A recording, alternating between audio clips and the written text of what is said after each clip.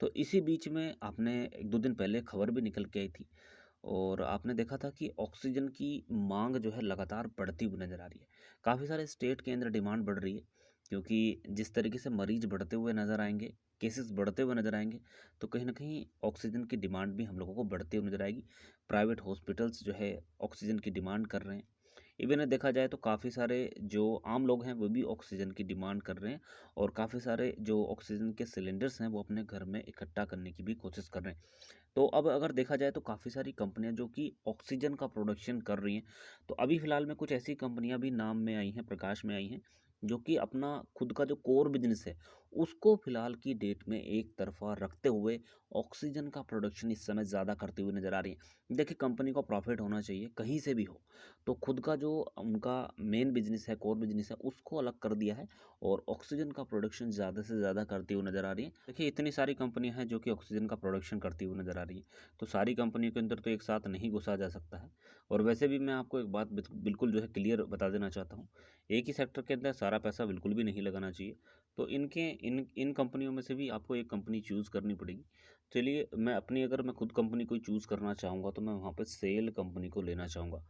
तो cell company जो है हम चूज़ करके चल रहे हैं और जानने की कोशिश करते हैं कि इसके अंदर हम लोगों को कितना अच्छा खासा मोमेंटम देखने को मिल सकता है, कितना पैसा जो है इस कंपनी के अंदर बनता हुआ नज़र आ सकता है। सबसे पहले तो स्टॉक्स की बात कर लेते हैं, तो लगभग ₹94 के आसपास ये स्टॉक्स पहुंच चुका है।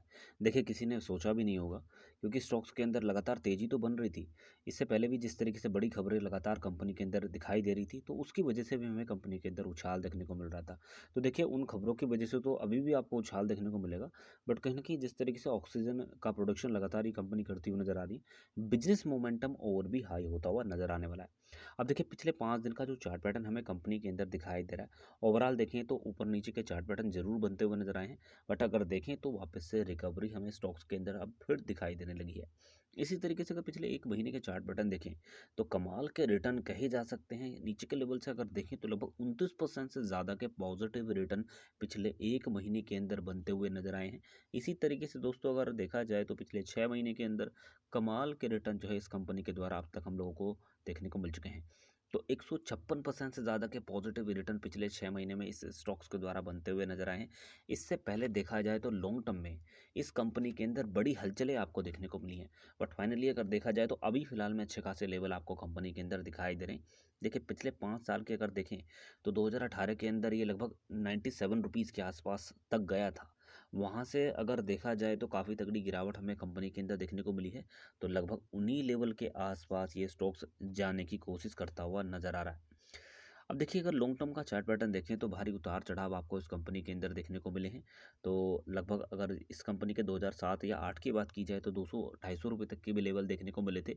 बराबर गिरावट भी हुई है, रिकवरी भी हुई। ओवरऑल मोमेंटम देखें तो हम लोगों को नेगेटिव देखने को मिला था। बट दोस्तों, कहीं न कहीं अब जिस तरीके से इनका जो मेन बिज़नेस है उसके अंदर भी ग्रोथ हम लोगों को दिखाई दे रही है और अब जिस तरीके से एक्सटर्नल सोर्स के माध्यम से ये पैसा कमाते हुए नज़र आ रहे हैं, तो और भी ग्रोथ जो हमें इस कंपनी के अंदर देखने को मिल सकती है। और एक और इवेंट जो है अभी आने वाला है, Q4 के नंबर्स डिक्लेयर होने वाले हैं। तो दोस्तों, कहीं न कहीं Q4 के नंबर के आधार पर हमें स्टॉक्स के अंदर बड़ी हलचल देखने को मिल सकती है। कि जो लोग नए हैं और इसके अंदर होल्ड करना चाहते हैं, लॉन्ग टर्म में निवेश करना चाहते हैं, अच्छा खासा पैसा कमाना चाहते हैं, तो सबसे पहले कंपनी के फंडामेंटल्स को ज़रूर ऑब्ज़र्व कर लीजिएगा। तो देखिए, सबसे पहले बात करते हैं मार्केट में वैल्यू किस तरीके की दिखाई दे रही है, तो लगभग 38,826 करोड़ रुपए का मार्केट कैप देखने को मिल रहा है। बट हाँ, इसके अंदर एक कमजोरी हम लोगों को दिखाई दे रही है, वो है कंपनी के ऊपर कर्जा। तो लगभग 54,127 करोड़ रुपए का कर्जा भी देखने को मिल रहा है। अगर वैल्यू की बात करते हैं तो 38,826 करोड़ की कंपनी है। 54,000 करोड़ का कंपनी के ऊपर इस समय कर्जा भी देखने को मिल रहा है। इस चीज़ को भी बिल्कुल इग्नोर नहीं कर सकते हैं। अब अगर बात करें अर्निंग पर शेयर की तो ₹7.5 के आसपास दिखाई दे रहा है, पॉजिटिव दिखाई दे रहा है। सेल्स ग्रोथ नेगेटिव देखने को मिल रही है, प्रॉफिट ग्रोथ पॉजिटिव है, रिटर्न ऑन इक्विटी पॉजिटिव देखने को मिल रही है, आरओसी की स्थिति भी पॉजिटिव देखने को मिल रही है। अब अगर बात करें अवेलेबल कैश की तो लगभग 363 करोड़ रुपए का कैश भी अवेलेबल है कंपनी के पास में। अब देखिए, चार्ट पैटर्न तो काफ़ी शानदार दिखाई दे रहा है। पिछले 1 साल में अच्छे खासे लेवल हमें कंपनी के अंदर देखने को मिल चुके हैं। इसी तरीके से वैल्यूएशन चार्ट की अगर बात करें तो इसके अंदर भी अप एंड डाउन करके वापस से अच्छा खासा ही मोमेंटम देखने को मिल रहा है। अब अगर बात करें पीयर कंपैरिजंस में तो तीसरे नंबर पे ये कंपनी हम लोगों को दिखाई दे रही है। जेएसडब्ल्यू स्टील जो है पहले नंबर पे है, मार्केट कैप काफ़ी बड़ा है। उसके बाद में अगर देखें तो टाटा स्टील दूसरे नंबर पे है, तीसरे नंबर पे सेल कंपनी हम लोगों को दिखाई दे रही है। अब देखिए अगर सेल्स की बात करते हैं तो हाँ, इस साल ज़रूर गिरावट देखने को मिली है, बट उससे पहले जो है अच्छा खासा रिकवरी जो है हमें इस कंपनी के अंदर देखने को मिल रहा था। 5 साल में लगभग 6% से ज़्यादा की तेज़ी देखने को मिल चुकी है। 3 साल का मोमेंटम भी पॉजिटिव ही दिखाई दे रहा है। इसी तरीके से अगर बात करें पिछले 1 साल की, तो लगभग 7.5% से ज़्यादा की गिरावट हो चुकी है। अब देखिए प्रॉफिट भी हल्का सा आपको नीचे की तरफ मूव करता हुआ नज़र आ रहा है। इस साल गिरावट देखने को मिली है, लगभग 7% से ज़्यादा की गिरावट कंपनी के अंदर हो चुकी है। प्रॉफिट की बात करते हैं, 3 साल का मोमेंटम लगभग 39% से ज़्यादा की तेज़ी दिखाता हुआ नज़र आ रहा है। बट अगर देखें तो ओवरऑल जो 5 साल का मोमेंटम हम लोगों को दिखाई दे रहा है, तो वो नेगेटिव देखने को मिल रहा है। रिटर्न ऑन इक्विटी देखें तो पिछले 5 साल, 3 साल और 1 साल के दौरान जो हम लोगों को सिचुएशन देखने को मिल रही है, 5 साल में 1.5% की गिरावट ज़रूर देखने को मिली है। बट अगर देखें तो 1 साल, 3 साल में पॉजिटिव दिखाई दे रहा है। इसी तरीके से अगर आरओसी की बात करें तो मोमेंटम यहाँ पर भी आपको पॉजिटिव देखने को मिल रहा है, 1 साल, 3 साल और 5 साल के दौरान। देखिए शेयर होल्डिंग पैटर्न देख लेते हैं। कोई प्लेज होल्डिंग है नहीं। प्रोमोटर्स की हिस्सेदारी 65% के आसपास देखने को मिल रही है। कहने का मतलब ये है कि काफ़ी बड़ी हिस्सेदारी प्रोमोटर्स की बनी हुई है। हाँ, एक चीज़ और इसके अंदर निकल के आ रही है, वो ये है कि प्रोमोटर्स के द्वारा लगातार माल बेचा गया है। अगर मार्च 2020 से लेकर अगर अब तक की तुलना करने की कोशिश करेंगे, तो पाएंगे कि लगभग 10% के आसपास हिस्सेदारी जो है इन्होंने यहाँ से अपनी बेच दी है। डीएस की बात करते हैं तो 16% के आसपास देखने को मिल रही है। पब्लिक के लगभग 13-14% के आसपास है। एफआईज भी इसके अंदर एक्टिव हैं। लगभग 4-4.5% के आसपास होल्डिंग देखने को मिल रही है। अब देखिए कहीं ना कहीं नज़र होने वाली है Q4 के नंबर पर। तो अब इसके प्रीवियस जो हम लोगों को नंबर्स दिखाई दे रहे हैं, अभी हाल फिलहाल में जो डेटा निकल के आया था दिसंबर 2020 में, तो अगर सेल्स की बात करते हैं तो 19,832 करोड़ रुपए के आसपास देखने को मिल रही है, जो कि पिछले क्वार्टर से हम लोगों को ज़्यादा ही देखने को मिल रही थी। तो बढ़ोतरी देखने को मिली थी, उछाल देखने को मिला था कंपनी के स्टॉक्स में। तो अगर प्रॉफिट की बात करें तो 393 करोड़ रुपए के आसपास दिखाई दे रहा था। और उसके बाद में देखें तो अभी हाल फिलहाल में जो नतीजे डिक्लेयर हुए हैं उसके अंदर लगभग 1283 करोड़ रुपए के आसपास देखने को मिल रहा था। देखिए ये तो सारी कहानी हुई है पिछले नतीजों की जो मैंने आपको बताई है। तो उसके आधार पर भी आप आकलन लगा सकते हैं, क्योंकि Q4 के नंबर्स आएंगे तो एक बड़ा एक्शन हमें जो है इसके सेल्स के अंदर भी देखने को मिल सकता है। प्रॉफिट भी बढ़ता हुआ नजर आ सकता है। तो अगर प्रॉफिट बढ़ा, सेल्स बढ़ी, तो कहीं ना कहीं दोस्तों स्टॉक्स तो आपको ऊपर की तरफ मूव करता हुआ नजर आना ही चाहिए।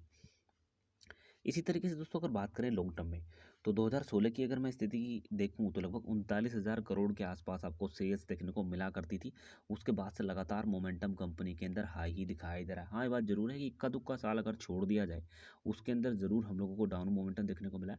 बट अगर देखें तो ओवरऑल जो है लगातार कंपनी की सेल्स 2016 से बढ़ती हुई नजर आ रही है। देखिए 44,000 करोड़, 57,000 करोड़, 66,000 करोड़, इस साल ज़रूर गिरावट देखने को मिली है। अब अगर बात करें प्रॉफिट की, तो देखिए प्रॉफिट की स्थिति हम लोगों को नेगेटिव देखने को मिल रही थी 2016 के अंदर। उसके बाद से लगातार जो है कंपनी को प्रॉफिट हुआ है। तो देखिए ये नुकसान आपको कम होता हुआ नजर आ रहा है, तो इसका मतलब ये है कि कंपनी को प्रॉफिट हो रहा है। तो यहाँ पे देखिए 481 नेगेटिव में आपको देखने को मिल रहा है करोड़ में, ये सारा डेटा अवेलेबल है। और उसके बाद में देखिए तो लगभग 2178 करोड़ रुपए के आसपास प्रॉफिट होता हुआ नजर आया था 2019 के अंदर। उसके बाद देखें तो लगभग 2000 करोड़ के आसपास दिखाई दे रहा है। तो दोस्तों कहीं ना कहीं एक बड़ा धमाका, एक बड़ा एक्शन हमें कंपनी के स्टॉक्स में इसलिए भी देखने को मिल सकता है, क्योंकि जिस तरीके से लगातार प्रॉफिट गिरता हुआ नजर आ रहा था कंपनी का पिछले लगभग 3-4 सालों से, तो अब लगातार जो है पिछले 2 सालों से हमें कंपनी के अंदर तेजी देखने को मिल रही है। तो इस साल भी कंपनी का प्रॉफिट बढ़ता हुआ नजर आ सकता है। अब दोस्तों अगर बात करें डिविडेंड के बारे में, तो देखिए कंपनी ने लगभग लास्ट जो डिविडेंड दिया था 2019 के अंदर डिविडेंड डिक्लेयर करती हुई नजर आ रही है। लगभग 5% का कंपनी ने डिविडेंड दिया था। और उसके बाद में अब तक जो है कंपनी ने कोई भी डिविडेंड नहीं दिया है। अब अगर बात करें बोनस शेयर्स की, तो बोनस शेयर्स का कोई ऐलान इस कंपनी के अंदर नहीं हुआ है। राइट इशू की बात करते हैं तो कोई राइट इशू इस कंपनी के अंदर नहीं आया है। स्प्लिट की बात करते हैं तो ये स्टॉक अभी तक स्प्लिट भी नहीं हुआ है।